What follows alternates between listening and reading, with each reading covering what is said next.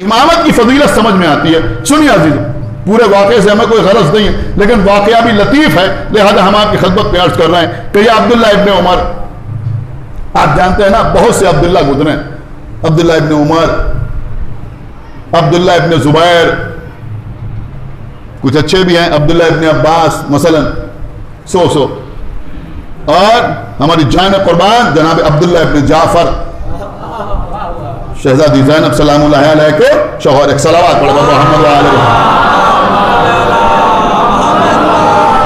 عبداللہ ابن زبیر کے بارے میں میرے خیال میں آپ اچھی طرح جانتے ہیں کہ کربلا کے واقعے میں تو امام حسین کا ساتھ نہیں دیا، لیکن بعد میں بغاوت کی، اور جب لشکر آیا شام سے تو مکے میں تھا، مسجد الحرام میں چلا گیا اور قتل کر دیا گیا.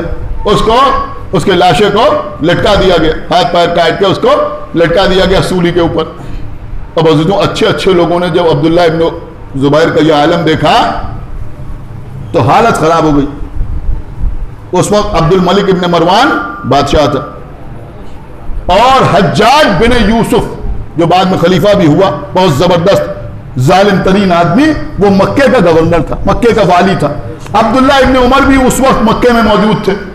جب انہوں نے، دیکھیں بڑا قیمتی واقعہ ہے، خدا کے لیے توجہ کے ساتھ سنیے گا، جب انہوں نے عبداللہ ابن زبیر کا یہ عالم دیکھا تو یہ رات کے 12 ساڑھے 12 1 بجے حجاج بن یوسف کے دربار میں پہنچے، اس کے گھر پہنچے.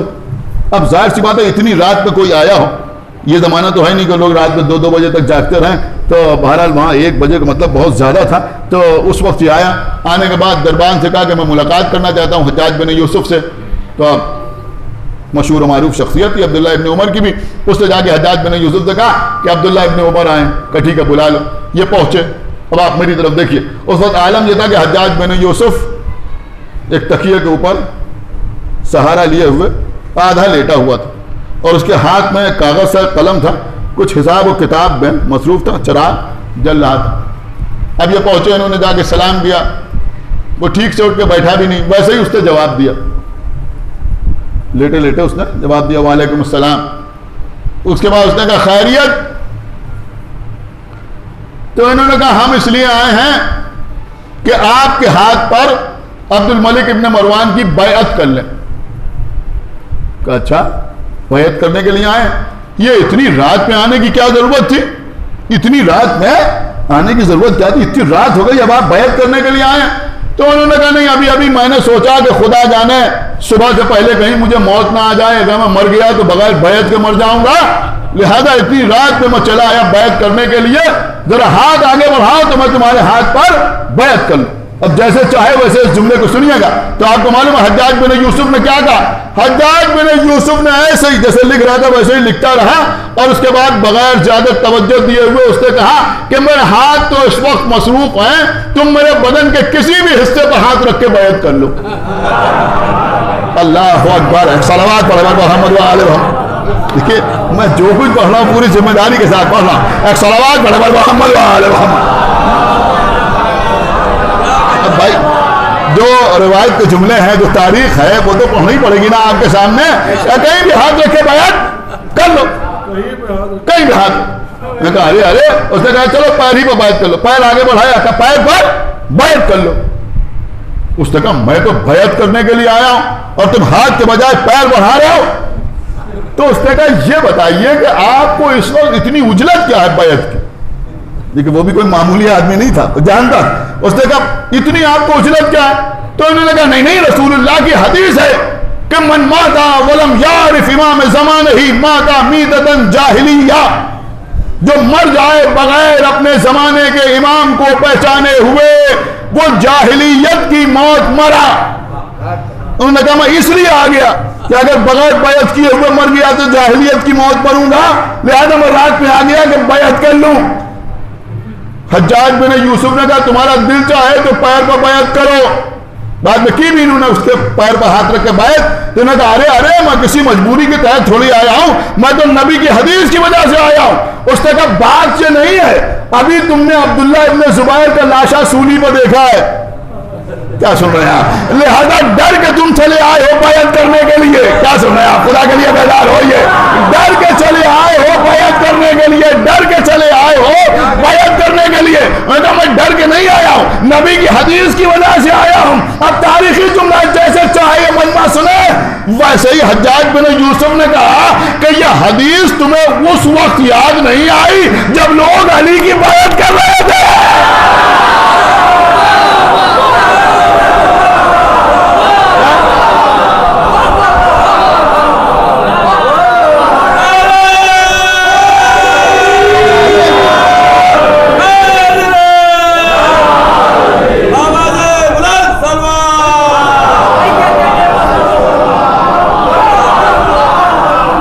اس وقت تمہیں حدیث یاد نہیں. ایک صلوات اور پڑھا محمد وآلہ.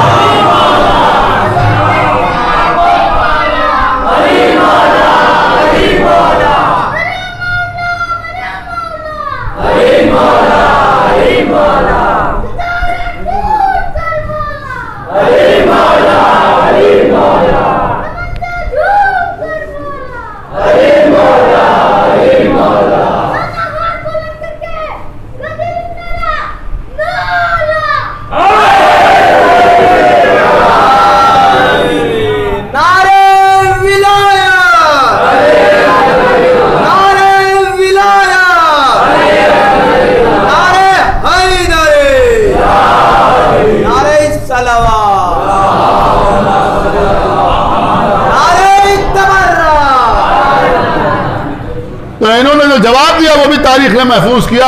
انہوں نے کہا علی کی بیعت تو میں نے.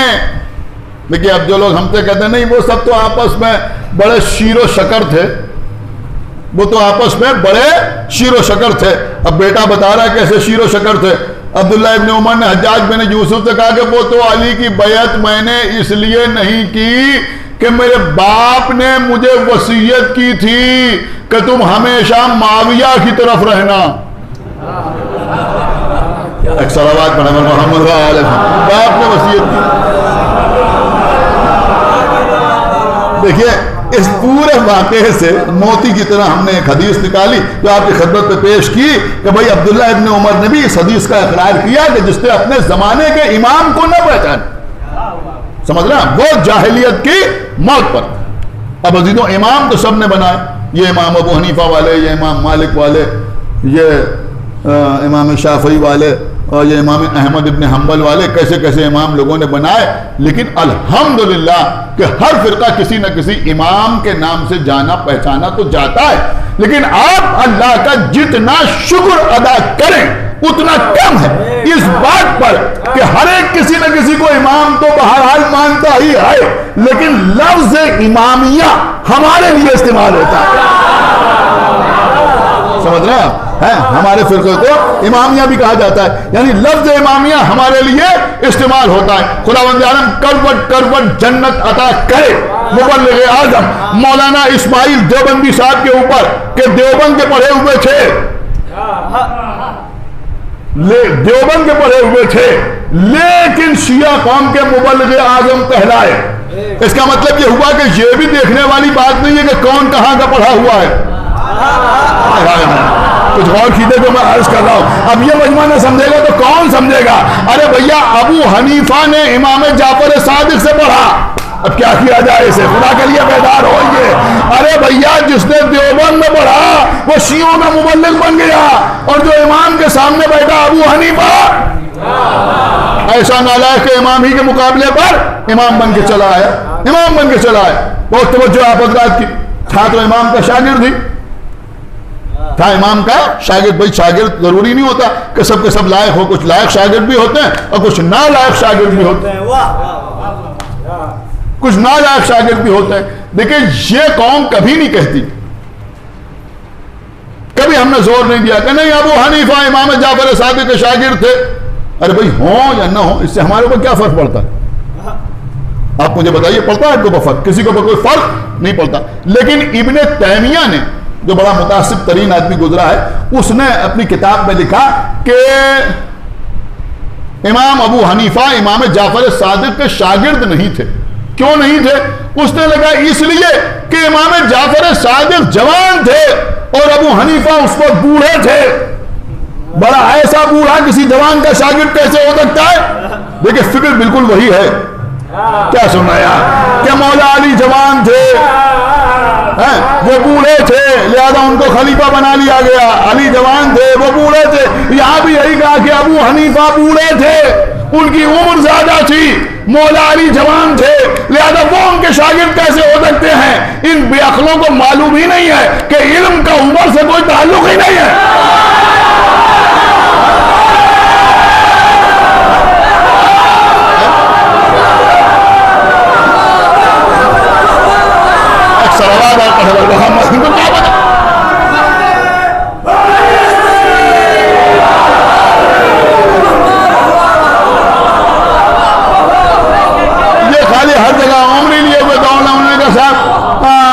سن زیادہ تھا، وہ بوڑھے تھے، وہ ان کے شاگرد کیسے ہو سکتے ہیں؟ کیسے ہو سکتے ہیں؟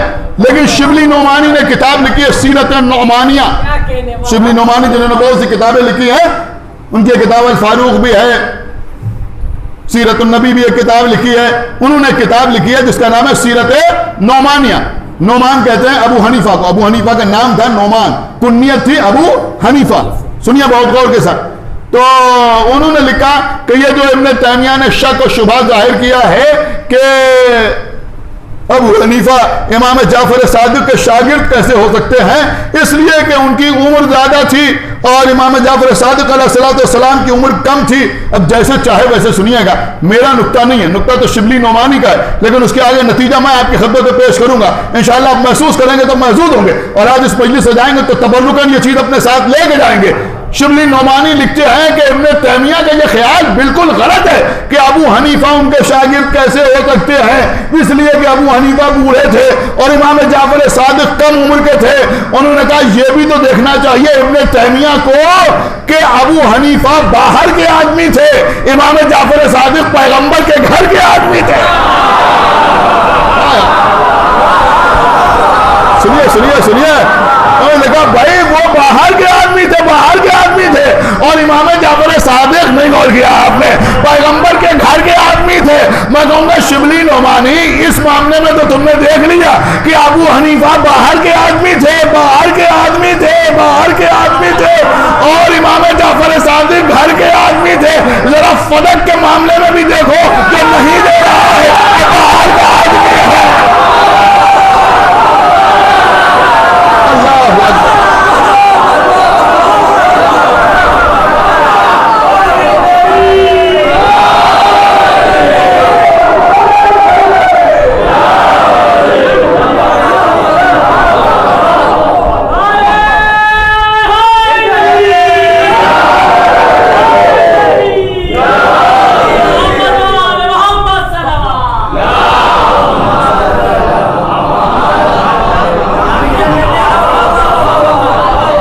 صلوات اور پڑھتے بار محمد و آل محمد۔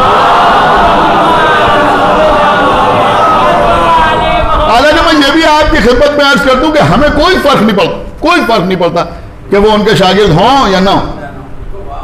آپ غور کریں، لوگ بے وجہ پریشان رہتے ہیں۔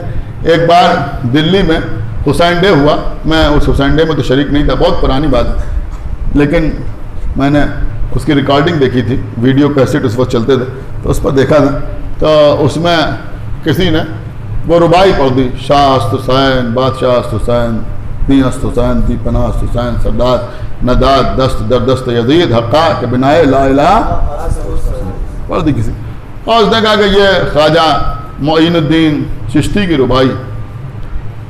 بعد میں ایک شخص کھڑا ہوا تقریر کرنے کے لیے، مولوی، ہمارے فرقے سے اس کا تعلق نہیں تھا، اس نے کہا بھائی میری تحقیق یہ ہے کہ یہ ربائی خواجہ معین الدین چشتی کی نہیں، کہا میری تحقیق یہ ہے کہ یہ ان کی ربائی نہیں۔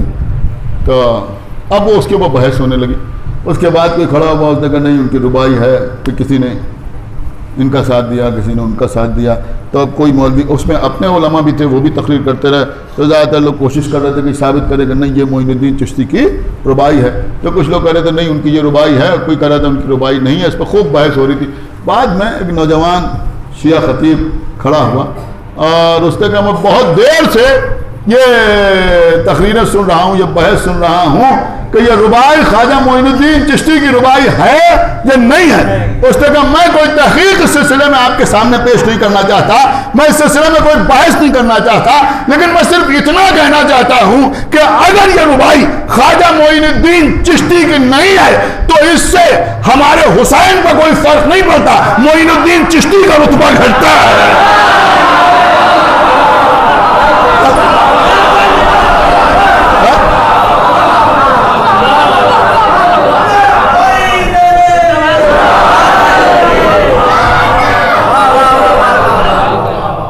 بھائی یہی تو مسئلہ ہے۔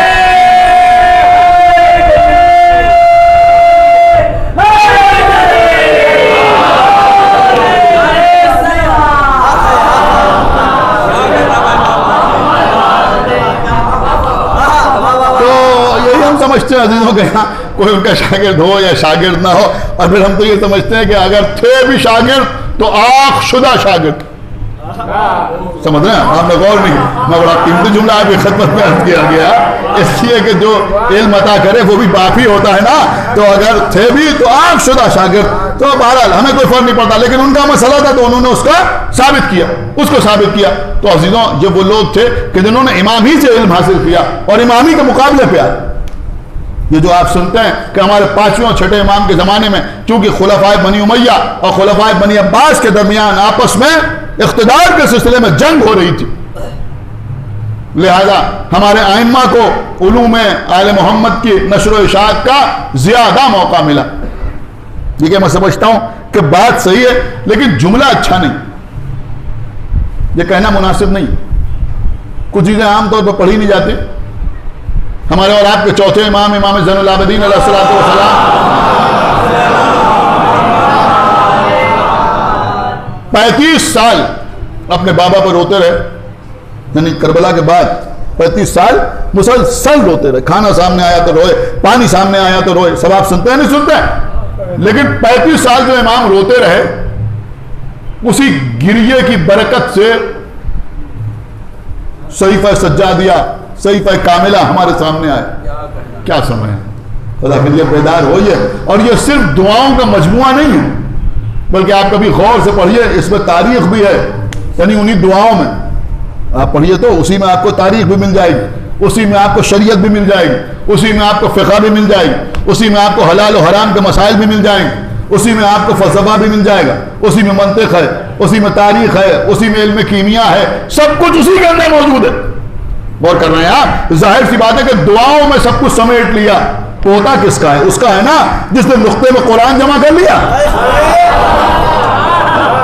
تو ایسا نہیں ہے، امام زین العابدین علیہ الصلوۃ والسلام نے بھی یہ کام کیا، لیکن پانچویں اور چھٹے امام کے زمانے میں چونکہ بنی امیہ اور بنی عباس کے درمیان اقتدار کی جنگ چل رہی تھی، اب ظاہر سی بات ہے کہ دونوں باطل طاقتیں، یہ بھی وہ بھی، نہ یہ صحیح نہ وہ صحیح۔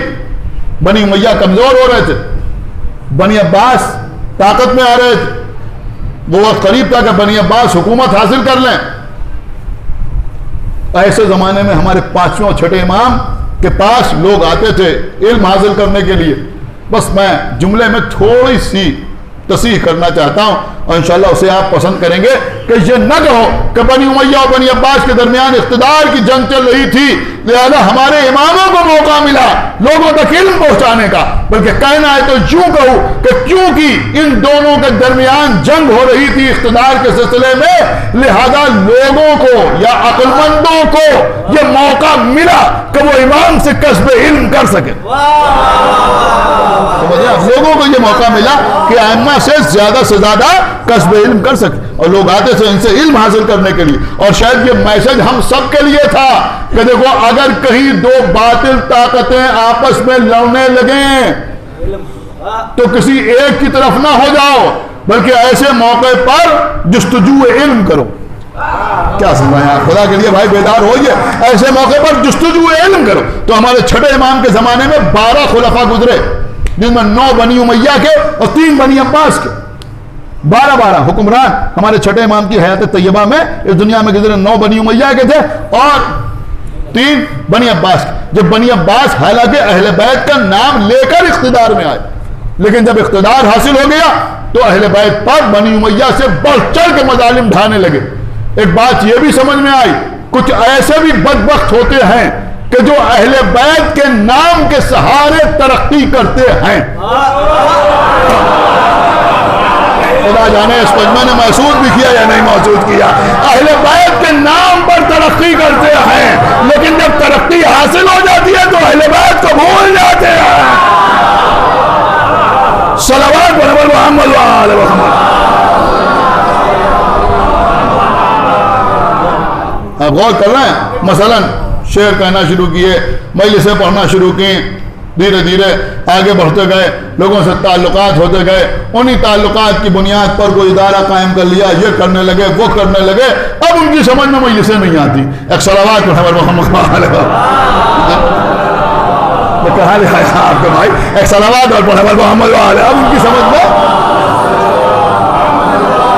مجلسیں نہیں آتی. بس قبلہ مجلس تمام ہو رہی ہے. بس آخری بات عزیزو، ہمارے چھٹے امام نے ظہور قائم آل محمد کی جو علامتیں بیان کی ہیں، اس میں ایک علامت یہ بھی بیان کی ہے کہ ہمارے قائم کا جیسے چاہے ویسے سنیے گا، میسم زیدی کا نقطہ نہیں ہے. آپ کے چھٹے امام جن کی شہادت کے سلسلہ مجلسیں ہو رہی ہیں، ان کی حدیث آپ کی خدمت میں پیش کر رہا ہوں. امام نے فرمایا کہ امام کا ظہور اس وقت ہوگا جب کچھ لوگ یہ کہنے لگیں گے کہ اب ہمیں آل محمد کی ضرورت نہیں ہے. آپ میری بات سمجھے یا نہیں سمجھے؟ جب کچھ لوگ یہ کہنے لگیں گے کہ اب ہمیں آل محمد کی ضرورت نہیں ہے، آپ یہ بتائیے کون لوگ کہیں گے؟ آپ سمجھ ہی نہیں رہے. یہ کون لوگ کہیں گے؟ وہ تو رسول اللہ کے زمانے میں معاملہ الگ ہو گیا. نبی نے فرمایا دو چیزیں چھوڑے جا رہا ہوں، ایک میری آل ہے، میرے اہل بیت ہیں، ایک قرآن ہے. انہوں نے کہا حسبنا کتاب اللہ، ہمارے لیے اللہ کی کتاب کافی ہے. تو وہ تو پہلے دن انہوں نے کہہ دیا کہ ہمیں ان کی ضرورت نہیں ہے. غور نہیں کر رہے ہیں بھائی، سنیا جو میں عرض کر رہا ہوں. تو اب وہ اور ان کے ماننے والے تو اہل بیت کو پہلے ہی تو چھوڑے ہوئے ہیں. تو اب کون کہے گا کہ ہمیں آل محمد کی ضرورت نہیں ہے؟ اب پہچاننا آپ کا کام ہے. اب کوئی کہتا ہے صاحب اب حدیث قصہ کی ضرورت نہیں ہے، اب فضائل کی ضرورت نہیں ہے، اب بی بی سیدہ کی کہانی. یہ وہ ہیں جو یہ کہیں کہ اب ہمیں ان کی ضرورت نہیں. سبحان اللہ سبحان اللہ. ہم انہی کی وجہ سے آگے بڑھے. سبحان اللہ سبحان اللہ. ایک صلوات پڑھے محمد و آل محمد. انہی کا نام لے کے ترقی حاصل کی. سبحان اللہ سبحان اللہ. بس قبلہ بات تمام. ہمارے چھٹے امام امام جعفر صادق علیہ الصلوۃ والسلام انہوں نے کوشش کی کہ مکمل مجلس سنی کے سلسلے کی آپ کی خدمت میں عرض کروں. ایک حدیث اور میں سمجھتا ہوں کہ وہ حدیث زندگی کو سنوارنے کے لیے کافی، زندگی کو سنوارنے کے لیے کافی. امالیہ شیخ صدوق، یہ بھی بڑی زبردست کتاب ہے، اس کے حوالے سے عرض کر رہا ہوں اور اس کو ہمیشہ اپنے ذہن میں رکھیے گا. دیکھیے دونوں چیزیں ضروری ہیں. اللہ سے خوف زدہ رہنا بھی ضروری ہے اور اللہ کی رحمت سے پر امید رہنا بھی ضروری ہے. دونوں چیزیں ضروری ہیں. سمجھ رہے ہیں؟ اس سے بہتر میں سمجھتا ہوں اگر 1000 تقریریں تبلیغی کی جائیں تو ان پر ہمارے چھٹے امام کی یہ ایک حدیث بھاری ہے، وزنی ہے. اگر اس کا ادراک آپ کر لیں، یہ داد کے لیے نہیں کر رہا ہوں، واہ واہ کے لیے نہیں کر رہا ہوں. لوگ کہتے ہیں پیغام، اس کو پیغام کی صورت میں دوسروں تک پہنچائیے. آپ کے چھٹے امام نے ارشاد فرمایا کہ اللہ کی رحمت سے، اب اللہ کی رحمت میں سب کچھ آ گیا. جتنی حدیثیں اس سلسلے کی، چاہے وہ شفاعت کے سلسلے کی ہوں، چاہے نجات کے سلسلے کی ہوں، چاہے جنت کا وعدہ، کوثر کا وعدہ، ساری حدیثیں اسی میں آ گئیں. امام فرمانے کہ اللہ کی رحمت سے اتنا زیادہ پر امید بھی نہ ہو جاؤ کہ گناہوں پر دلیر ہو جاؤ.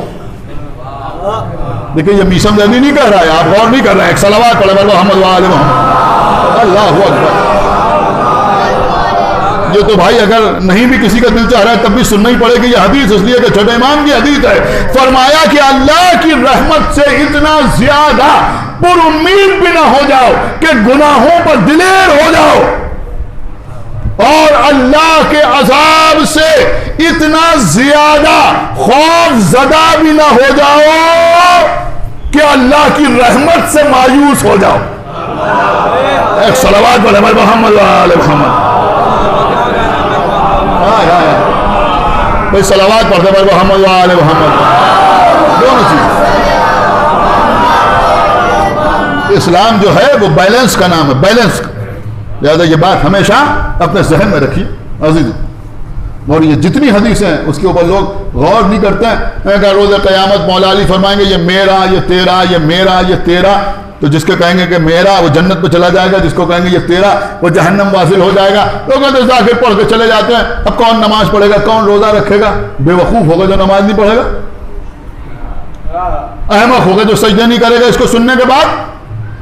اس لیے کہ یہ تھوڑی کہا گیا ہے کہ مولا علی کہیں گے جو مجھے کہتا تھا کہ یہ میرے وہ جنت پہ چلا جائے گا. میں کیا عرض کر رہا ہوں, بلکہ مولا علی کہیں گے یہ میرا, جس کو کہیں گے یہ میرا وہ جنت پہ چلا جائے گا. شاید اس سے بڑا تبلیغی جملہ ہو بھی نہیں سکتا کہ زندگی ایسے گزارو کہ قیامت میں علی کہیں کہ یہ میرا.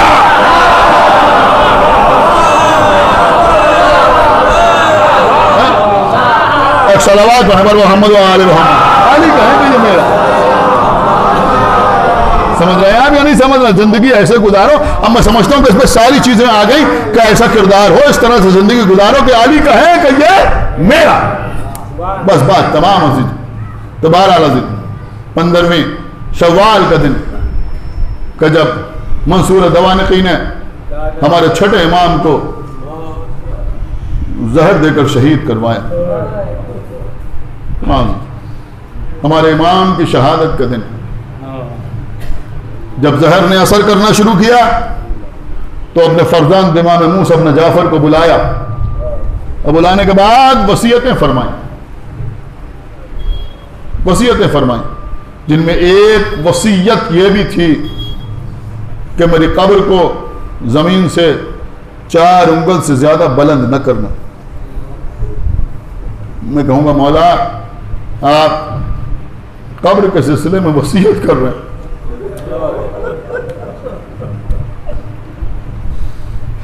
مولا ہمیں کچھ یاد آ رہا ہے, آپ اپنی قبر کے سلسلے میں وصیت کر رہے ہیں, لیکن کربلا میں ایک بیٹا ایسا بھی ہے جس کے سامنے اس کے بابا کا جنازہ بے گور کفن پڑا ہوا ہے, کوئی غسل کفن دینے والا نہیں, کوئی دفن کرنے والا نہیں, کوئی نماز جنازہ پڑھنے والا نہیں. ارے وہ بیٹا بھی کیا کرے جس کے ہاتھوں میں دوہری ہتھکڑیاں, جس کے پیروں میں دوہری بیڑیاں, جس کے گلے میں توقع خاردار. عزیز و شہادت کے حالات پہ ہم نے امام جعفر صادق کے کفن کا تذکرہ بہت زیادہ دیکھا. وصیتیں فرمائیں کفن کے سلسلے میں. دیکھو جو پارچہ میں احرام میں استعمال کیا کرتا تھا اس کو میرے کفن میں شامل کرنا, جو چادر میں حالت نماز میں اپنے دوش پہ ڈالتا تھا اس کو میرے کفن کے ساتھ شامل کرنا. اور عزیزوں ایک روایت پہ میں نے یہ بھی دیکھا کہ وصیت فرمائی تھی کہ میرے جد یعنی امام زین العابدین علیہ الصلوۃ والسلام کا وہ مخصوص امامہ اس کو بھی کھول کے میرے کفن کے ساتھ شامل کرنا. اور امام موسیٰ کاظم نے ان تمام باتوں پر عمل کیا, یعنی ایک پارچے کا ایک کفن نہیں دیا گیا. ہاں عزیزوں جو لباس امام جو احرام میں جس کپڑے کو استعمال کرتے تھے وہ بھی کفن میں دیا گیا, ساتھ ساتھ نماز میں جو چادر دوش پہ ڈالتے تھے اس کو بھی کفن کا حصہ بنایا گیا. امام زین العابدین علیہ الصلوۃ والسلام کے امامے کو بھی کفن کا حصہ بنایا گیا. میں کہوں گا مولا آپ نے جیسا چاہا ویسا کفن آپ کے بیٹے نے آپ کو دیا, لیکن ہائے کربلا میں مولا حسین بس مجلس تمام ہو رہی ہے عزیزوں. وہاں تو عالم یہ ہے کہ امام حسین علیہ الصلوۃ والسلام نے جناب فضہ کو بلایا کہ فضہ جاؤ جا کے فلاں صندوقچے سے وہ لباس کہنا لیا, تو بوسیدہ لباس نکالنا. لیکن دیکھو جب وہ لباس لے کے آنا تو کوشش کرنا کہ میری بہن زینب کی نگاہ نہ پڑ جائے. عزیزوں زینب وہ کرتا لے کے چلیں, وہ لباس کہنا لے کے چلیں. بی بی زینب نے دیکھ لیا ارے یہ کیا لے کے جا رہے ہیں, کہ آپ کے بھیا نے یہ لباس کہنا منگایا ہے. کہ ارے یہ کیوں نہیں کہتی کہ میرے بھیا کا کفن لے کے جا رہی. وہ کرتا امام حسین کے سامنے آیا. بس آخری جملے 1 منٹ کے اندر مجلس تمام ہو رہی ہے. امام حسین نے اس کرتے کو اور تار کیا, اور تار کر دیا. یعنی پہننے سے پہلے اس کرتے کو امام حسین نے پہلے ہی سے بوسیدہ تھا, خستہ حال تھا, اس کو اور تار کیا. اور اس کے بعد وہ لباس پہنا. بہن زینب خدا حافظ, جناب زینب تڑپ گئی, بھیا میں آپ کو زیادہ دیر نہیں روکوں گی, صرف ایک سوال کا جواب دے دی. کہا بہن زینب کیا بات ہے؟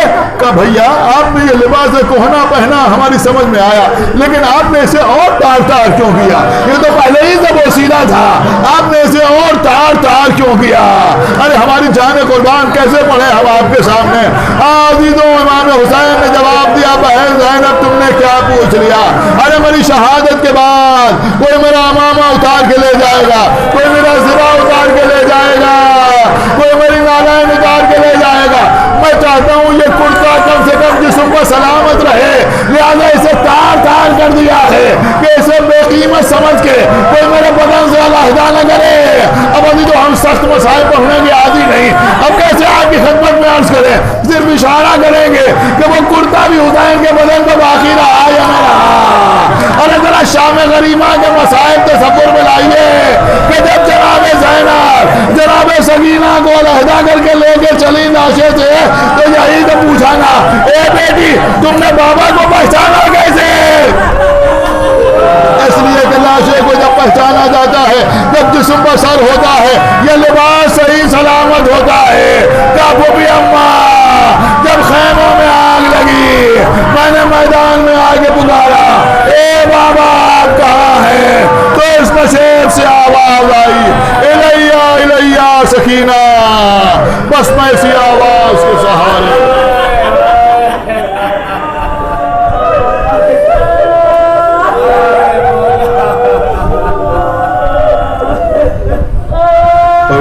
واسطہ محمد والے محمد کا ہماری اس عبادت کو قبول ہو, اور واسطہ محمد والے محمد کا تمام حاضرین مجلس اور بانیان مجلس کو تمام عرضی اور سماوی بلاؤں سے محفوظ رکھ. اور یہ جو وبا ساری دنیا میں پھیلی ہوئی, اس سے بھی امام حسین علیہ السلام کے عزاداروں کو, ماتمداروں کو اور تمام لوگوں کو اس بلا سے محفوظ رکھ.